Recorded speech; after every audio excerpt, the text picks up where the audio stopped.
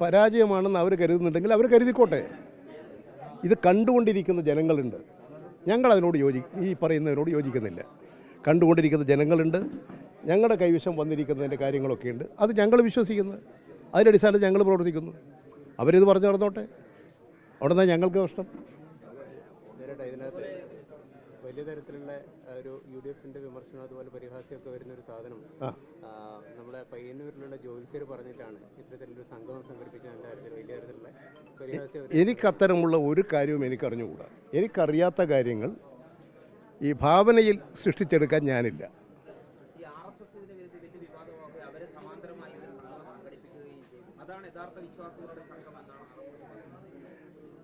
ഇനി RSS എന്നല്ല, ആർക്ക് വേണമെങ്കിലും ഇത്തരത്തിൽ സംഗമം സംഘടിപ്പിക്കാം. എന്താണ് ദേവസ്വം ബോർഡ് തീരുമാനിച്ചത്? ഇത് ഒരു അന്താരാഷ്ട്ര നിലവാരത്തിലുള്ളൊരു വലിയ കേന്ദ്രീകരണ സ്ഥാപനമാകണം. അത് കേരളത്തിൻ്റെ താല്പര്യമാണ്. അത് നമ്മുടെ പത്തനംതിട്ടയുടെയും കോട്ടയത്തിൻ്റെയും അതുപോലെ തന്നെ എറണാകുളത്തിൻ്റെയും ഒക്കെ വലിയ തരത്തിലുള്ള വളർച്ചക്കിടയാക്കും. ഞാനിവിടെ പറഞ്ഞ കാര്യം നിങ്ങൾ ഓർക്കുന്നുണ്ടായിരിക്കും. ഇപ്പോൾ സൗദി അറേബ്യ എത്ര ലക്ഷം ആളുകൾ ആ വിമാനത്തിൽ പോവുകയും അവിടെ എത്തുകയും ഈ വ്രതാനുഷ്ഠാനങ്ങളിൽ അവരുടെ ഇതിൽ പങ്കെടുക്കുകയും ചെയ്തുകൊണ്ട് അവിടെ ദർശനം നടത്തി വരുന്നത്.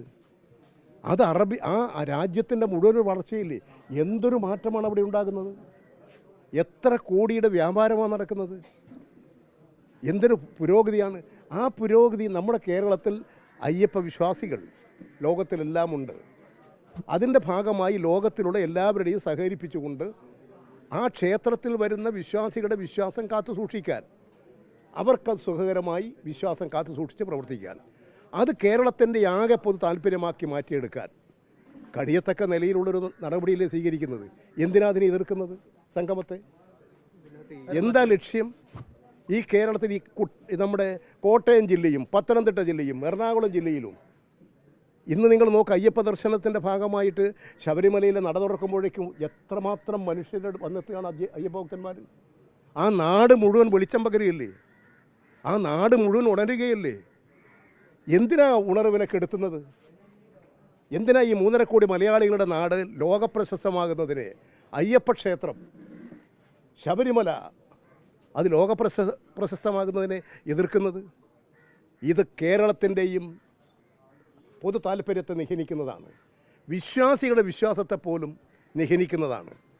അതുകൊണ്ട് ഇത്തരത്തിലുള്ള നടപടികളിൽ നിന്ന് യഥാർത്ഥ തെറ്റ് തിരുത്തി പോവുകയാണ് അവരെല്ലാം വേണ്ടത്. ഈ സ്ത്രീ പ്രവേശന സമയത്ത് നിലപാടിൽ നിന്നും ഇടതുപക്ഷം അല്ലെങ്കിൽ CPM മാറുന്നു എന്ന വിമർശനമാണ് പ്രധാനമായി വരുന്നത്. അത്തരമൊരു വിലയിരുത്തൽ തെറ്റു പറയാൻ കഴിയുക? ഇപ്പോൾ അത്തരമൊരു പ്രശ്നം ഇവിടെ ഇല്ലല്ലോ. ഉള്ള പ്രശ്നം പറയൂ. നിങ്ങൾ നൂറ്റാണ്ടുകൾക്ക് മുമ്പുള്ള കാര്യം പറഞ്ഞൊരു കാര്യമുണ്ടോ? ഇപ്പോഴുള്ള പ്രശ്നം ഇപ്പോൾ പറയുക. ആ കാര്യത്തിനനുസരിച്ച് കാര്യങ്ങൾ നടക്കുക. ഇത് ഒരു കാര്യം മുടക്കാൻ ഇങ്ങനെ കണ്ടുപിടിക്കാൻ പുറപ്പെടുന്നത് എന്തിനു വേണ്ടിയാണ്? സതുദ്ദേശപരമാണോ? അന്നത്തെ കാലഘട്ടത്തിൽ അന്നുണ്ടായിട്ടുള്ള ഒരു കാര്യം, അതിന് മുമ്പത്തെ കാലഘട്ടത്തിൽ അതിന് മുമ്പുണ്ടായിട്ടുള്ള കാലം, അതിനനുസരിച്ചിട്ടുള്ള കാര്യങ്ങൾ, അതിനനുസരിച്ചിട്ടുള്ള ആചാരങ്ങളും അനുഷ്ഠാനങ്ങളും ഒക്കെ. ഇപ്പോൾ ആചാരങ്ങളിലും അനുഷ്ഠാനങ്ങളിലൊക്കെ എത്ര മാറ്റം വന്നു അത് നമ്മൾ കാണണ്ടേ? ആ വരുന്നത് സമൂഹത്തിൻ്റെ പൊതുവായിട്ടൊരു ധാരണയുടെ ഭാഗമായിട്ടാണ്. അപ്പോൾ അത് കഴിഞ്ഞ കാലഘട്ടം അതങ്ങ് പോയി. ഇപ്പോൾ അതെടുത്തുകൊണ്ട് നടക്കേണ്ട കാര്യം എന്തിനാ? ഇപ്പോൾ ഈ അയ്യപ്പ സംഗമം, അയ്യപ്പ ഭക്തന്മാരുടെ ഒരു സംഗമം നടക്കുന്നു. അതിനെ തകർക്കാൻ വേണ്ടി നടക്കേണ്ട കാര്യമുണ്ടോ? അത് കേരളത്തെ തകർക്കുന്നതിൻ്റെ ഭാഗമാണ്, വിശ്വാസികളുടെ വിശ്വാസത്തെ തകർക്കുന്നതിൻ്റെ ഭാഗമാണ് ഇത് അലങ്കോലപ്പെടുത്തുന്നത്. അത് അയ്യപ്പ ഭക്തന്മാർ തിരിച്ചറിയും, ജനങ്ങൾ തിരിച്ചറിയും, കേരള സമൂഹം തിരിച്ചറിയും, ലോകത്തിലെല്ലാമുള്ള മലയാളികളും അയ്യപ്പ ഭക്തന്മാരും ഈ കാര്യം തിരിച്ചറിയും. ഈ ഉത്തർപ്രദേശ് മുഖ്യമന്ത്രി യോഗി ആദിത്യനാഥിന്റെ സന്ദേശം വായിച്ചു അത്തരത്തിൽ സതുദ്ദേശപരമായിട്ടൊന്നാണോ? എല്ലാ മുഖ്യമന്ത്രിമാരെയും ക്ഷണിച്ചിട്ടുണ്ട്. എല്ലാ മുഖ്യമന്ത്രിമാരെയും ക്ഷണിച്ചിട്ടുണ്ട്. UP ഇന്ത്യയിലെ വലിയൊരു സംസ്ഥാനമാണ്. അദ്ദേഹത്തിന് എന്താണ് അതിൻ്റെ കാര്യം എനിക്ക് അറിഞ്ഞുകൂടാ. പക്ഷേ എല്ലാ മുഖ്യമന്ത്രിമാരെയും ക്ഷണിച്ചില്ലേ? ആദ്യം വരാമെന്ന് പറഞ്ഞില്ലേ? കർണാടകത്തിൽ നിന്ന് കോൺഗ്രസിൻ്റെ രാഷ്ട്രീയ ഇടപെടൽ കൊണ്ടല്ലേ? ഞാനതാ ചോദിക്കുക, എന്തിനാണ് ഈ കേരളത്തിൻ്റെ വളർച്ച ഇങ്ങനെ തടസ്സപ്പെടുത്തുന്നത്? എന്തിനാണ് ഈ കേരളത്തിൻ്റെ പുരോഗതിയെ നിങ്ങളിങ്ങനെ കുത്തി മലർത്തുന്നത്? നിങ്ങളോട് ഈ കേരളം എന്താ തെറ്റ് ചെയ്തത് UDFനോട്? അയ്യപ്പ സംഗമത്തിനോട് സർക്കാരിൻ്റെ രാഷ്ട്രീയ നിലപാടുകൾ ഉയർത്തിപ്പിടിക്കല്ലോ. ഒരു രാഷ്ട്രീയ നിലപാടും അയ്യപ്പ സംഗമത്തിലില്ലല്ലോ. നിങ്ങൾ എന്തെങ്കിലും ഒന്ന് ചൂണ്ടിക്കാണിക്ക്. നിങ്ങളെല്ലാം എല്ലാവരെയും ക്ഷണിക്കല്ലേ?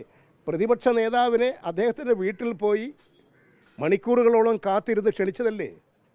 ആ ക്ഷണം നിരസിക്കാൻ എന്താ കാരണം? സങ്കുചിത രാഷ്ട്രീയമല്ലേ? എന്തിനാ അത് മറച്ചു വെക്കുന്നത്? ഇതൊന്നുമല്ല നമ്മുടെ നാടിന് ഗുണം പിടിക്കുന്നത്. അതുകൊണ്ട് അത്തരത്തിൽ പ്രതിപക്ഷ നേതാവും UDF-ഉം RSS സംഘപരിവാർ അവർ ഈ രാജ്യം കലഹമുണ്ടാക്കാൻ നടക്കുന്നവരാണ്. അവർ ചെയ്തിരിക്കുന്ന തിരുപ്പതിയുടെ കാര്യം നിങ്ങൾ ഓർക്കുന്നുണ്ടല്ലോ. അവിടെ പശുവിൻ നെയ്യിനെ കൊണ്ടാണ് അവിടെ ഈ ലഡു ഉണ്ടാക്കുന്നത്. അതിനെപ്പോലും കലാപമാക്കി മാറ്റാൻ നടന്നവരല്ലേ? അല്ല, അത്തരത്തിലൊരു RSS നേതാവല്ലേ UP മുഖ്യമന്ത്രി? ആണ്. ഞങ്ങളതിലൊക്കെ എതിരാണ്. ഞങ്ങൾ മുഖ്യമന്ത്രി ഇതിനൊക്കെ ഞങ്ങൾ എതിരാണ്. എന്നാൽ അദ്ദേഹം മുഖ്യമന്ത്രിയല്ലേ? രാഷ്ട്രീയ എതിരുണ്ടെന്നുള്ളത് മുഖ്യമന്ത്രി തടസ്സപ്പെടുത്തുമോ? ഇന്ത്യയുടെ പ്രധാനമന്ത്രി RSS അല്ലേ?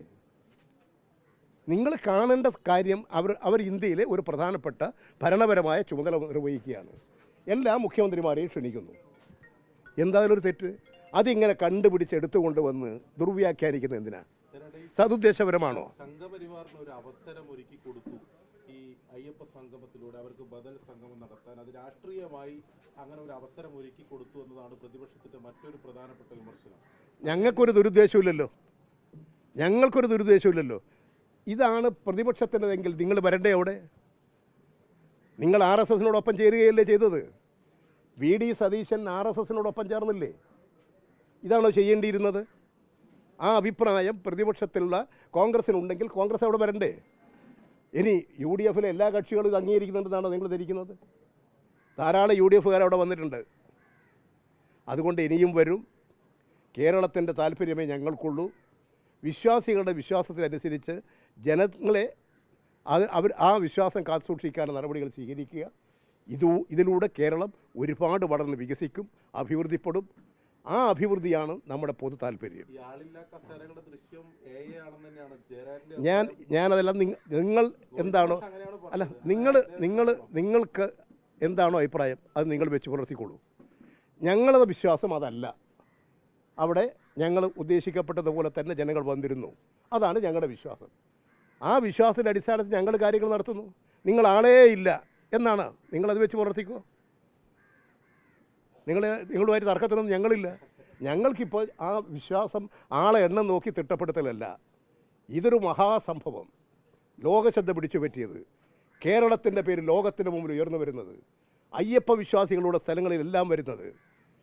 തിരുപ്പതി പോലെ നമ്മുടെ കേരളവും വളരട്ടെ, നമ്മുടെ നാട് വളരട്ടെ. ഞാൻ ചോദിക്കട്ടെ, ഈ ശബരിമല ക്ഷേത്രത്തിലുള്ള ഭക്തജനങ്ങളുടെ പ്രവാഹമില്ലെങ്കിൽ ഈ കോട്ടയം പത്തനംതിട്ട ജില്ലയുടെയൊക്കെ സ്ഥിതി എന്താകുമായിരുന്നു? എന്താ നമ്മളിതൊന്നും ആലോചിക്കാത്തത്? ആ ഭക്തജനങ്ങളെ കൊണ്ടല്ലേ ആ നാട് ഇന്ന് ഈ നിലയിലെത്തിയിട്ടുള്ളത്. അതുകൊണ്ട് ഇതിനെയൊന്നും തകർക്കാൻ പുറപ്പെടരുത്. ഇതിന് തെറ്റായ പ്രവണതകളിൽ നിന്ന് പിൻവലിയണം. അതാണ് ഞങ്ങൾക്ക് അവരോട് അഭ്യർത്ഥിക്കാനുള്ളത്. പ്രധാനപ്പെട്ട സാന്നിധ്യം വെള്ളപ്പള്ളി നടേശൻ പറഞ്ഞത് ഏറ്റവും നല്ല ഭക്തനാണ് പിണറായി വിജയൻ എന്നാണ്. അത് ആ അഭിപ്രായത്തോട് എന്താണ് പറയുന്നത്? അദ്ദേഹത്തിൻ്റെ അഭിപ്രായം എൻ്റെ അഭിപ്രായം ആകുന്നുണ്ടോ? അദ്ദേഹത്തിൻ്റെ അഭിപ്രായം അദ്ദേഹം പറയുന്നത്, അതിൽ ഞാനെന്ത് വേണം? പിണറായി വിജയനെ എല്ലാവർക്കും അറിയതല്ലേ. നിങ്ങൾ നിഗമനത്തിലെത്തൂ. ആരെങ്കിലും ഒന്ന് വിശ്വസിക്കുന്നുണ്ടോ? അദ്ദേഹം ഒരു അഭിപ്രായം പറയുന്നു. അത് അദ്ദേഹത്തിൻ്റെ ചിന്തക്കും അദ്ദേഹത്തിൻ്റെ ആലോചനയ്ക്കും അനുസരിച്ച് അദ്ദേഹം പറയുന്നു. അതിന് ഞാനെന്ത് വേണം? നിങ്ങൾ പറയാനേ പാടില്ല, വായ മൂടിക്കെട്ടാൻ പറ്റും എനിക്ക്. നിങ്ങളതിന് പിണറായി വിജയൻ ആരാണെന്ന് അറിയുന്നവരല്ലേ കേരള സമൂഹം. അതുകൊണ്ട് ജനങ്ങൾക്കെല്ലാം അറിയാം. പിണറായി വിജയനെയും അറിയാം, എല്ലാവരെയും അറിയാം. അതനുസരിച്ചുള്ള പ്രതികരണമേ ഉണ്ടാകും. സെന്ററുമായി ബന്ധപ്പെട്ട ഭൂമി തർക്കം നേരത്തെ മുതൽ നിൽക്കുന്ന കോടതിയിലുള്ള വിഷയമാണ്. അക്കാര്യത്തിൽ ഇന്ന് പുറത്തു വന്ന വാർത്ത, VSSC ശാസ്ത്രജ്ഞയായിട്ടുള്ള ഇന്ദു ഗോപൻ നൽകിയൊരു കത്ത് പുറത്തു വന്നിട്ടുണ്ട്. അത് കോടിയേരി പാർട്ടി സെക്രട്ടറി ആയിരിക്കുന്ന സമയത്ത് തന്നെ തർക്കഭൂമിയാണ് എന്ന് അറിയിച്ചിരുന്നു രേഖാമൂലം എന്നുള്ള കത്താണ് പുറത്തു വന്നിട്ടുള്ളത്. അപ്പോൾ ഇത് നേരത്തെ നേതാക്കൾക്ക് അറിയുന്ന കാര്യമായിരുന്നു, ഇത് തർക്കഭൂമിയാണ്. അല്ല, അതെന്താണെന്നുള്ള കാര്യം എനിക്ക് അറിഞ്ഞുകൂടാ. ഞാനത് കൂടുതൽ മനസ്സിലാക്കിയാലേ എനിക്ക് പറയാൻ പറ്റൂ. അത് എല്ലാ ഡോക്യുമെൻറ്റ്സും പരിശോധിച്ച് നിയമപരമായിട്ടുള്ള എല്ലാ സംരക്ഷണവും ഉറപ്പുവരുത്തിക്കൊണ്ടാണ് AKG സെൻ്റർ പാർട്ടി ആ ഭൂമി വാങ്ങിയിട്ടുള്ളത്. അങ്ങനെ അല്ലാതെ ആരെങ്കിലും ഭൂമി വാങ്ങുമോ? എന്തെങ്കിലും തർക്കമുണ്ട് കാര്യങ്ങളുണ്ടെങ്കിൽ വാങ്ങുമോ?